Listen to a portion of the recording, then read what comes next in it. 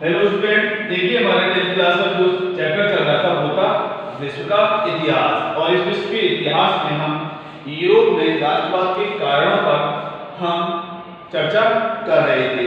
और राष्ट्रवाद के कारणों में पहला जो कारण बताया था हमने वो था मध्यम वर्ग का उदय। मध्यम वर्ग का उदय। दूसरा जो कारण बताया था हमने वो था उदारवादी राष्ट्रवाद। उदारवादी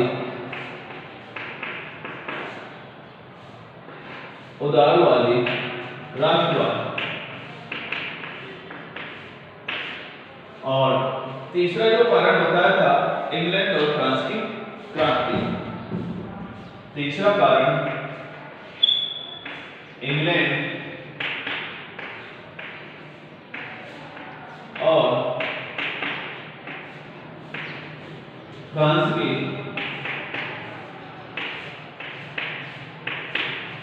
की क्रांति। इंग्लैंड और फ्रांस की क्रांति। इसके बाद में चौथा जो कारण था 1815 ईस्वी के बाद एक नया रूढ़िवाद। चौथा कारण 1815 ईस्वी के बाद एक नया रूढ़िवाद।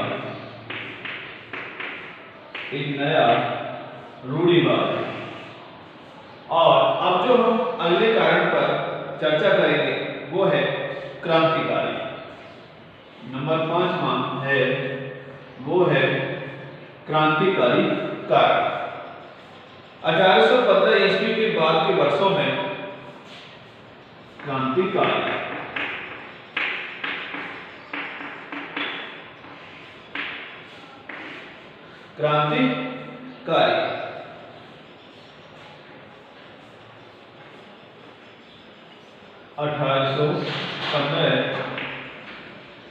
1815 ईस्वी के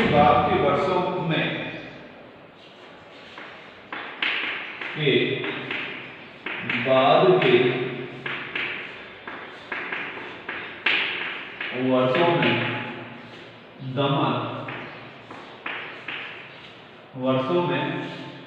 दमन और भय से अनेक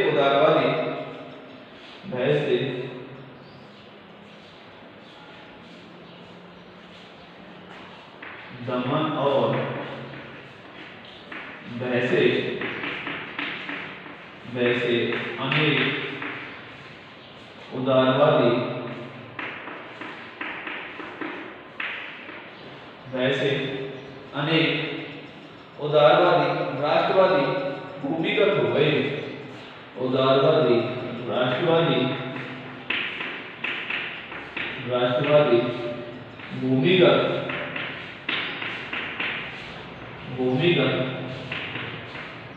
हो गए। राष्ट्रवादी भूमिगत हो गए। बहुत सारे यूरोपीय राज्यों में बहुत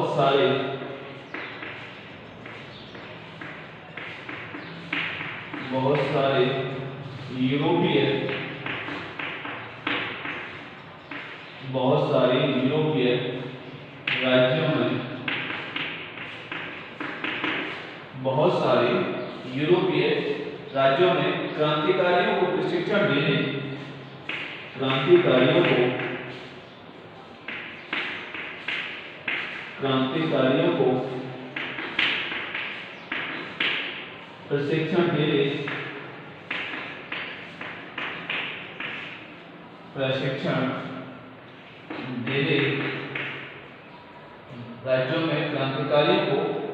प्रशिक्षण देने और विचारों का प्रसार करने और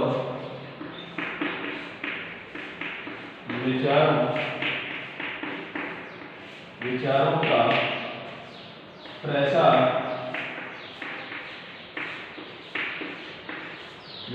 का प्रसार करने के लिए गुप्त संगठन बनाए गए। प्रसार करने के लिए अनेक गुप्त संगठन गुप्त संगठन बनाए गए। अनेक गुप्त संगठन बनाए गए। क्रांतिकारी होने का मतलब, क्रांतिकारी होने का मतलब, क्रांतिकारी होने का मतलब उन राजतंत्रीय व्यवस्थाओं का विरोध करने से था। उन राजतंत्रीय व्यवस्थाओं का विरोध करने से था। विरोध करने से था। जो वियना कांग्रेस के बाद स्थापित की गई थी, जो वियना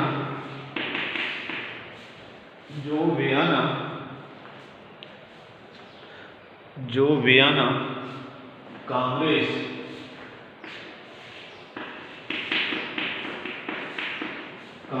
के बाद स्थापित की गई थी, जो वियना कांग्रेस के बाद स्थापित की गई थी, साथ ही स्वतंत्रता और मुक्ति के लिए, साथ ही स्वतंत्रता,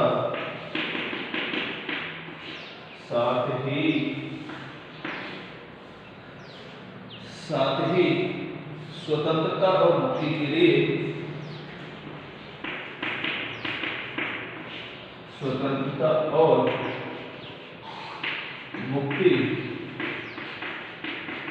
के लिए, स्वतंत्रता और मुक्ति के लिए प्रतिबद्ध होना और संघर्ष करना, प्रतिबद्ध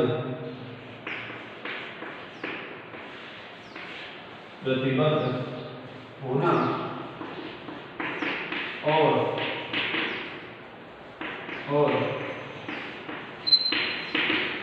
संघर्ष करना, क्रांतिकारी, संघर्ष करना क्रांतिकारी होने के लिए जरूरी था। क्रांतिकारी होने के लिए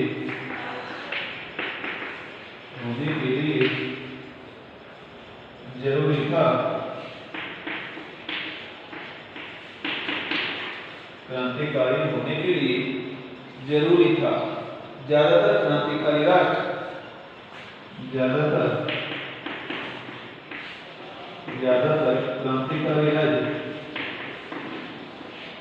क्रांतिकारी राज्य, ज्यादातर क्रांतिकारी राज्यों की स्थापना को,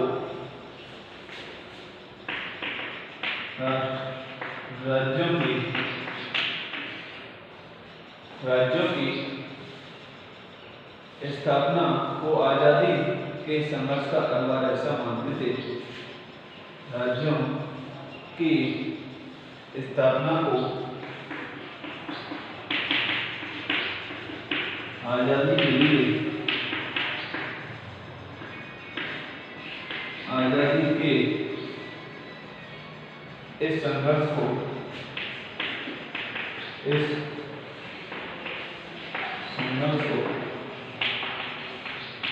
अनिवार्य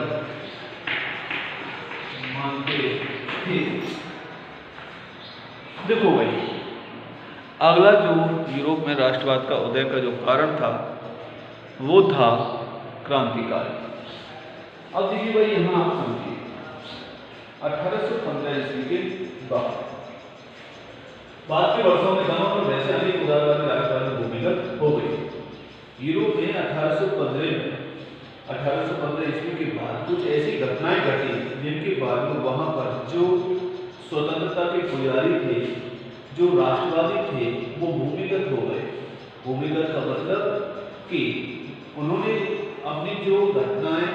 अपने जो विचार थे उनको देना या करना बिल्कुल बंद कर दिया और वो एक तरह से नजरबंद हो गए।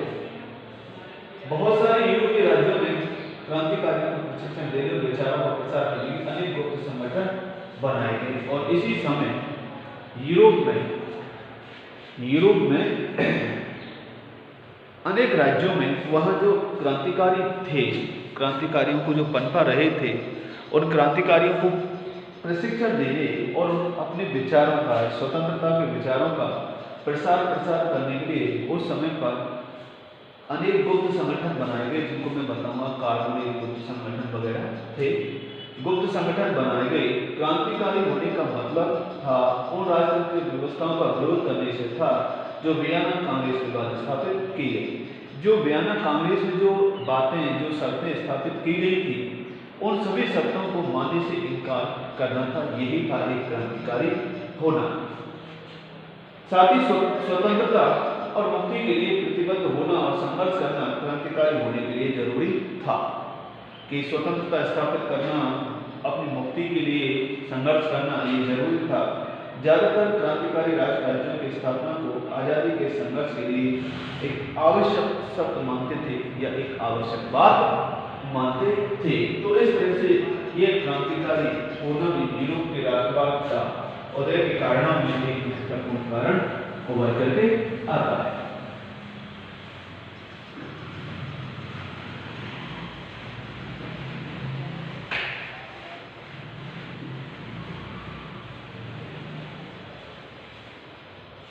इसके बाद में जो अगला कारण आता है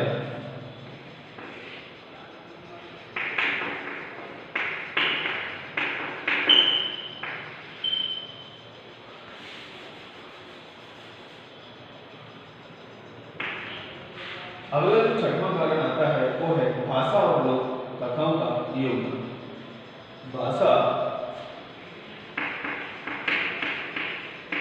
भाषा और लोक कथाओं भाषा और लोक कथाओं का योगदान। भाषा और लोक कथाओं का योगदान। देखिए भाई, भाषा और लोक कथाओं का क्या योगदान है? देखो भाई, समझो, आपने ऐसे पढ़ा होगा, महारानी रानी लक्ष्मीबाई, झांसी की रानी लक्ष्मीबाई, खूब लड़ी मर्दानी वो तो झांसी वाली रानी थी। जब हम इस गीत को गाते हैं तो हमारी जो नारी शक्ति है, उस नारी शक्ति में एक अलग ही भावना, एक अलग ही ऊर्जा का संचार हो जाता है। जब हम अपने महाराणा प्रताप का नाम लेते हैं तो हमारे भी रोंगटे खड़े हो जाते हैं, आपके भी रोंगटे खड़े हो जाते हैं कि ऐसा स्वतंत्रता का पुजारी शायद ही कोई होगा। हम भगत सिंह का नाम लेते हैं, चंद्रशेखर आजाद का नाम लेते हैं, तो हमें अपने आप ही स्वतंत्रता के लिए एक तरह से आवाज उठ जाती है। तो ऐसे हम ये कह सकते हैं कि यूरोप में भी एक भाषा को, जैसे हम ये कहें भाई हम राजस्थानी भाषा नहीं जानते, हम तेलुगु भाषा नहीं जानते, हम मलयालम नहीं जानते, लेकिन एक हिंदी भाषा पूरे राष्ट्र को समझ में आती है। उस भाषा के माध्यम से और या फिर हम क्षेत्रवाद में अपने विचारों को उनकी भाषा में समझा करके बताएं तो एक राष्ट्रवाद की जो क्रांति, जो संचार होती है वो अलग ही होती है। और ऐसा ही यूरोप में हुआ।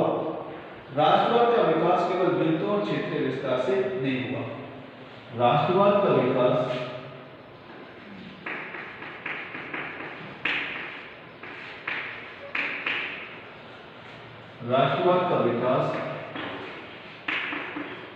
केवल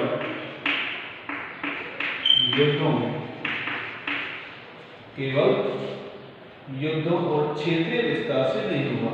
युद्धों और क्षेत्रीय विस्तार से नहीं हुआ।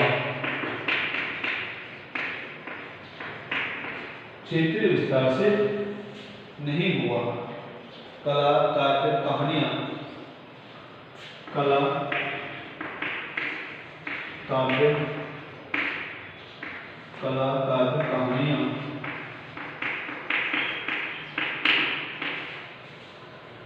कला, काव्य, कहानियां, किस्सों और संगीत ने किस्सों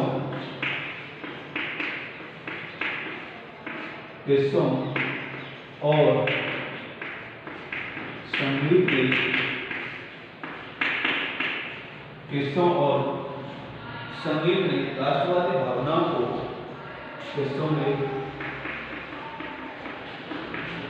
राष्ट्रवादी भावनाओं किस्सों और संगीत ने राष्ट्रवादी भावनाओं को गढ़ने और व्यक्त करने में भावनाओं को गढ़ने और व्यक्त करने में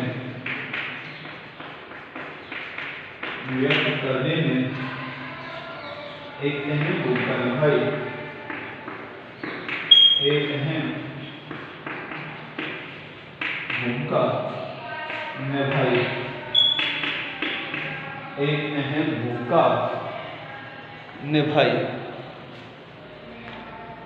एक अहम भूमिका निभाई। स्थानीय बोलियों व स्थानीय लोक साहित्य, स्थानीय बोलियों व स्थानीय साहित्य, स्थानीय लोक साहित्य, स्थानीय लोक साहित्य के माध्यम से स्थानीय लोक साहित्य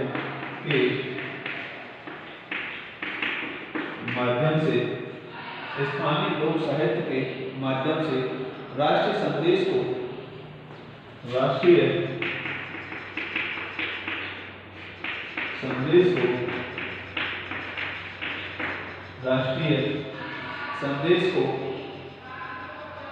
राष्ट्रीय संदेश को ज्यादा लोगों तक पहुंचाना, ज्यादा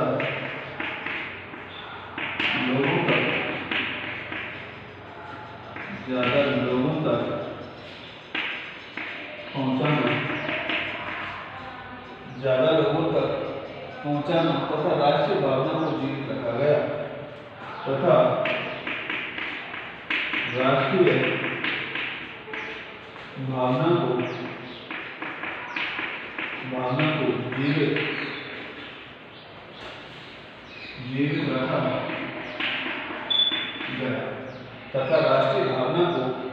जीवित रखा गया।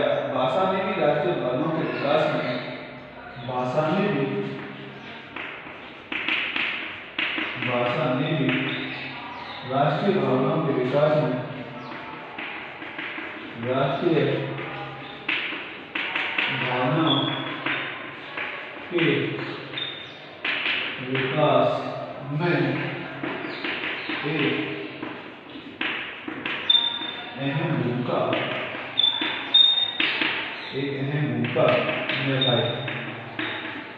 एक अहम भूमिका निभाई। रूसी कब्जे के बाद पोलिश भाषा को स्कूलों से बलपूर्वक हटाकर रूसी भाषा को हर जगह जबरन हटाया गया। देखिए भाई, यहाँ आगे और बताएंगे आपको कि रूसी कब्जे के बाद पोलिश भाषा को स्कूलों से बलपूर्वक हटाया गया और रूसी भाषा को हर जगह जबरन लादा गया। 1831 ईस्वी के रूस के विरुद्ध एक सशस्त्र विद्रोह हुआ जिसे आखिरकार को चल दिया गया। इसमें अनेक सदस्यों ने विरोध के लिए भाषा को हथियार बनाया। चर्च के आयोजनों और संपूर्ण धार्मिक शिक्षा में पोलिश का इस्तेमाल किया। पोलिश भाषा रूसी प्रभुत्व के लिए विरुद्ध संघर्ष के प्रतीक के रूप में लिखी जाने लगी। कि जो रूस का जो प्रभुत्व हटाया उसमें हम ये कह सकते हैं कि जो पोलिश भाषा थी उसने एक महत्वपूर्ण भूमिका निभाई थी। वहाँ के यूरोप में हम ये कह सकते हैं कि वहाँ की राष्ट्रीय भावनाओं को आगे बढ़ाने में वहाँ के लोक साहित्य ने, वहाँ की स्थानीय बोलियों ने, और जैसे हम ये कह सकते हैं रूस का यहाँ पोलैंड का उदाहरण दिया था, तो उसमें पोलिश भाषा का जो एक महत्वपूर्ण योगदान रहा था, तो हम ये कह सकते हैं कि यूरोप के राष्ट्रवाद में इन भाषा और लोक कथाओं का भी एक महत्वपूर्ण योगदान रहा। बाकी का जो अगला जो कारण है वो है अपना औद्योगिक क्रांति, और अगला जो हमारा जो बिंदु है वो औद्योगिक क्रांति, उसे हम कल आपके लिए बताएंगे। आज के लिए बस इतना ही। Thank you so much.